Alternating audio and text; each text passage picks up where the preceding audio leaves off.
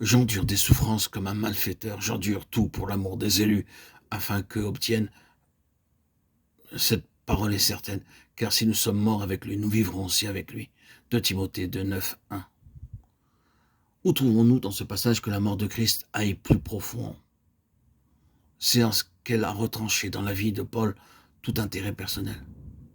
Traité comme un malfaiteur, l'apôtre s'écrie « J'endure tout pour l'amour des élus, afin que puissent obtenir, non pas que moi j'obtienne. » Qui n'est pas désireux dans ce monde battu par la tempête de posséder une vie qui est son centre dans les cieux?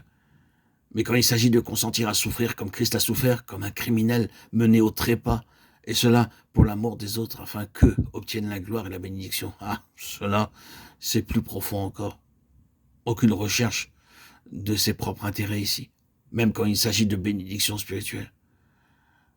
Quelques-uns d'entre nous savent quelque chose, si peu de choses, et ce que représente la souffrance pour les autres. Mais la tentation nous confronte toujours à nouveau de se sauver soi-même et de descendre sur la croix, de descendre de cette croix. Lisons encore 2 Corinthiens 5, 14, 15 et voyons s'il est possible qu'il y ait encore une profondeur plus grande. L'apôtre écrit « Car l'amour de Christ nous étreint, en ce que nous avons jugé ceci, que si un est mort pour tous, tous donc sont morts en lui, afin que ceux qui vivent ne vivent plus pour eux-mêmes, mais pour lui. » Ah, quelle profondeur! Il appartient à chaque enfant de Dieu de répondre personnellement à cette question. C'est l'esprit qui vivifie. La chair ne sert de rien. Il n'y a qu'une chose que Dieu ne peut et ne veut pas faire pour nous et à notre place. C'est vouloir. Il est prêt à travailler en nous, à agir pour nous, à nous amener jusqu'au point où nous pourrons vouloir, mais cela, c'est à nous de le faire. C'est à nous, par le libre choix de notre volonté, de donner le coup de barre au gouvernail du navire. Jusqu'où la vérité de la croix est-elle entrée dans nos cœurs?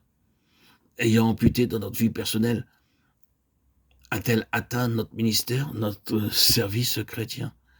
Le monde auquel Paul se disait crucifié, qui était crucifié à son égard, c'était le monde religieux d'après ce que nous enseigne le contexte de Galates 6, 14.